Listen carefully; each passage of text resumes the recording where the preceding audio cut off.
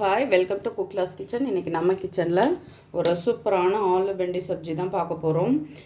இது வந்து சப்பாத்திக்கு வந்து சைடிஷ் மாதிரி வச்சு சாப்பிட்டுக்கிறது தான். சப்பாத்திக்கு வந்து குருமா இல்லை சிக்கன் கிரேவி இதெல்லாம் வச்சா தான் எங்களுக்கு சப்பாத்தியே உள்ளே இறங்கும். இந்த காயோடலாம் எப்படி நீங்கள் யோசிக்கலாம். டயட் இருக்கிறவங்களுக்கு இது வந்து கொஞ்சம் நல்லா யூஸ்ஃபுல்லாக இருக்கும். ஏன்னா வந்து நம்ம டயட் இருக்கும் பொழுது அதை இது சாப்பிட முடியாது. அந்த டைமில் இந்த மாதிரி சப்ஜி கூட நமக்கு வந்து ரொம்ப டேஸ்ட்டாக தெரியும். ஸோ அதுதான் இன்றைக்கி பார்க்க போகிறோம். ரொம்ப சிம்பிளானது. அதே மாதிரி சப்பாத்தி கூட இந்த மாதிரி வெஜிடபிள் வச்சு சாப்பிடும் பொழுது உங்களுக்கு வந்து ரொம்ப நல்லாயிருக்கும். டயட்லாம் இருக்கும் பொழுது பொட்டேட்டோலாம் எடுக்கக்கூடாதுன்னு சொல்லுவாங்களே அப்படின்னு நீங்கள் நினைக்கலாம். பட் இந்த காயோடு இது சேர்த்து செய்யும் பொழுது தான் அது நல்லாயிருக்கும். எப்படி செய்கிறதுன்னு பார்க்கலாம். இப்போ அடுப்பில் வானல் வச்சாச்சு, நல்லா சூடாகிடுச்சு. 1 ஸ்பூன் அளவு எண்ணெய் சேர்த்துக்கலாம். இப்போது எண்ணெய் ஊற்றியாச்சு, எண்ணெயும் வந்து சூடாகிடுச்சு.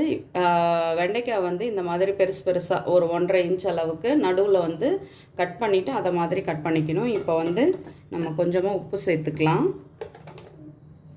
காய்க்கு தேவையான அளவு உப்பு.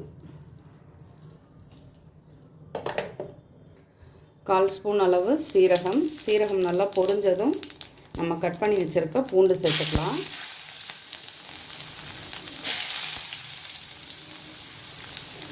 இந்த சப்ஜிக்கு வந்து காரமே பச்சை மிளகாய் தான். காரம் நம்மளோட காரத்துக்கு தகுந்த அளவு பச்சை மிளகாய் சேர்த்துக்கலாம். நான் வந்து காரம் வந்து கம்மியாக தான் எடுப்பேன். அதனால் நான் வந்து ஒரு 2 மிளகாய் தான் எடுத்து வச்சுருக்கேன். ஒரு 3-4 மிளகாய் சேர்த்திங்கன்னா நல்லா ஸ்பைஸியாக நல்லாயிருக்கும். இப்போ பூண்டு நல்லா வதங்கினதுக்கப்புறம் நம்ம வெட்டி வச்சுருக்க வெங்காயத்தை சேர்த்துக்கலாம்.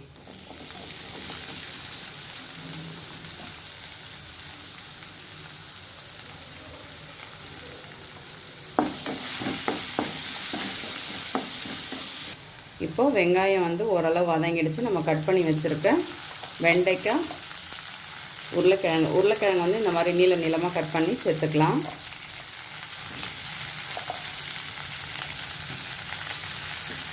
இது கூடவே 2 பச்சை மிளகாய் சேர்த்துக்கிறேன்.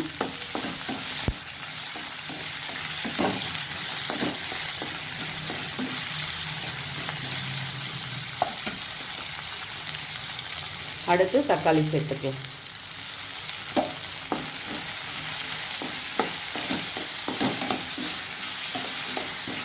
இதில் வேறு எதுவுமே சேர்க்க போகிறதில்ல. கொஞ்சமாக மஞ்சள்தூள் சேர்த்துட்டு அப்படியே வதக்கி மூடி போட்டு வேக வைக்கிறது தான். ஒரு 1/4 ஸ்பூன் அளவு மஞ்சள்தூள்.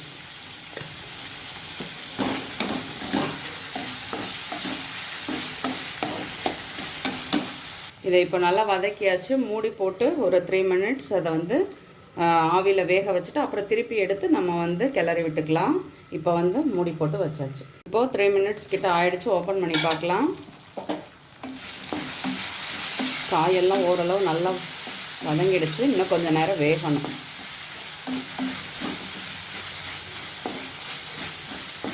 நீங்கள் வந்து டயட்டுக்காக பண்ணுறீங்கன்னா கொஞ்சம் ஆயில் கம்மி பண்ணிக்கோங்க.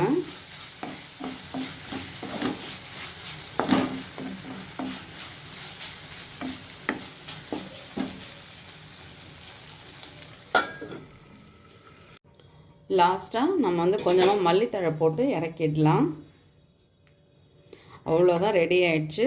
சப்பாத்தியோட இதை வச்சு சாப்பிடும் பொழுது ரொம்ப சூப்பராக இருக்கும்லாம் நான் சொல்ல மாட்டேன். நம்ம டயட்டில் இருக்கிற நமக்கு இது கொஞ்சம் ஓரளவுக்கு நல்லா இருக்கிற மாதிரி தான் இருக்கும். நார்மலாக நீங்கள் இருக்கிறவங்களுக்கு இது சாப்பிட்றது ரொம்ப கஷ்டமாக தான் இருக்கும். நம்ம வந்து டயட்டு இதெல்லாம் ஃபாலோ பண்ணுறோம் அப்படின்னா இது கண்டிப்பாக நமக்கு வந்து நல்லதாக இருக்கும். இப்போது சப்பாத்தியோட இந்த சப்ஜி வச்சு நம்ம வந்து சாப்பிட்டுக்கலாம். ட்ரை பண்ணி பாருங்கள், கண்டிப்பாக நல்லாயிருக்கும். ட்ரை பண்ணிவிட்டு கட்டாயமாக சொல்லுங்கள். தேங்க்யூ.